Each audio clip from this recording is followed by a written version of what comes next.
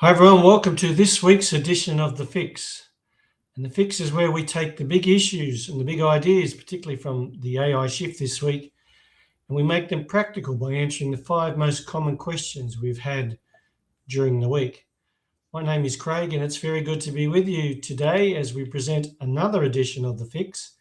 And this is our final edition for this year. So we're going to jump into what has been our last topic that we spoke about on the AI shift, which was AI agents.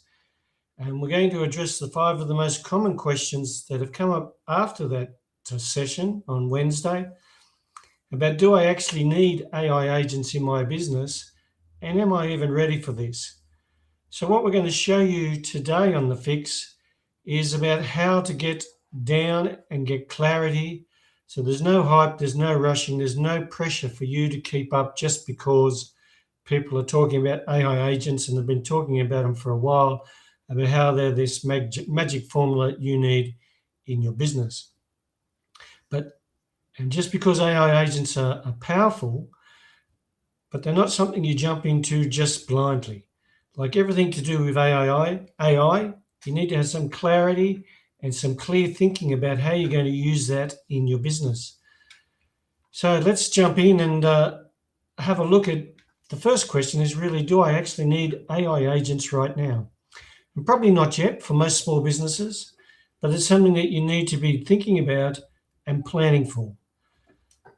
Because AI agents will solve a very specific type of issue for you. They'll help you with coordination problems, repeated decision fatigue that you suffer because of your workload you have, things slipping through the cracks, too many small judgments that are draining you or your staff's attention.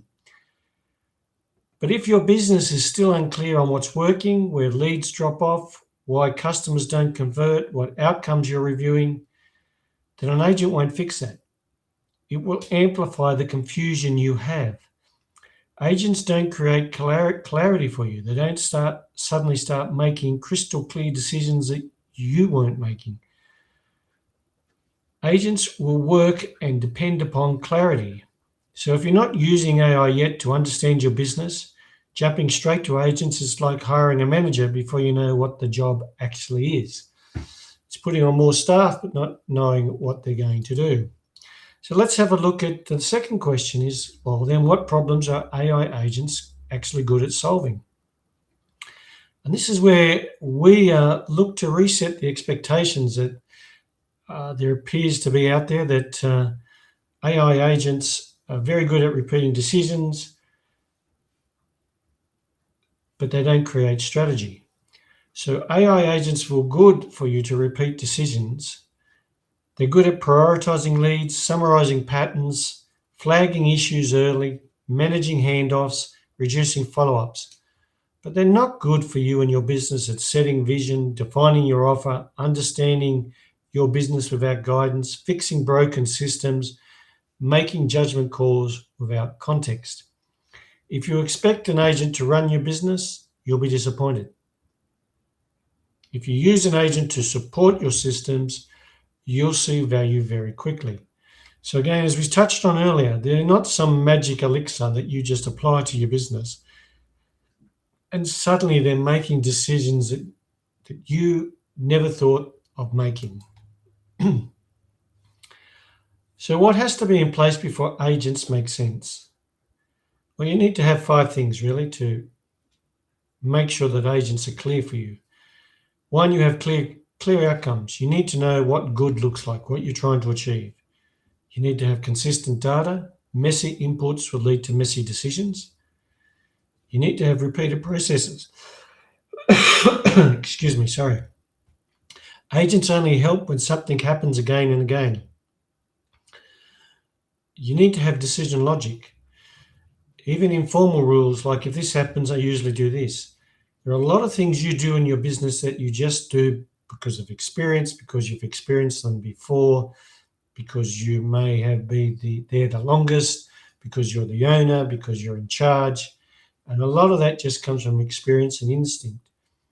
But it also could mean that you're being tied up in a lot of repetitive, repeated decision areas that can be handled by someone else. You just need to be clear on what your decision logic is. And you need to have a review habit. You need to want to review your outcomes regularly. Nothing improves, whether it's human decisions or AI, without review. If you can't explain how you make a decision, you can't delegate it to a person or an agent. Agents don't remove responsibility, they expose it. So getting an agent is like delegating your decisions to someone else. But you need to be clear on the guardrails, how you make that decision. So what should I be doing now if agents are coming in 2026? And this is where a lot of people may be getting anxious, being confused, and start to overthink, is that, oh gee, I really need to start building AI agents now. But what you really need to do first to start is you need to prepare for them. You need to look at documenting your processes, noticing where judgment is used, identifying where attention gets drained, cleaning up basic inputs, and strengthening your weekly reviews. This is your foundational work. This is the kind of work that doesn't look exciting, but it compounds. It's when businesses say AI didn't work for us, what they usually mean, and what they probably did, is they skipped this part. They didn't think about the basics, thinking about how their process, thinking about how decisions are made. They just got the tools and thought, here you go, let's get AI to do this. And the final question that came up, one of the major questions, is how do I avoid over-automating or losing control? Always remember, humans stay in the loop. Well-designed agents will recommend, summarize, prioritize, and flag, but they don't blindly decide.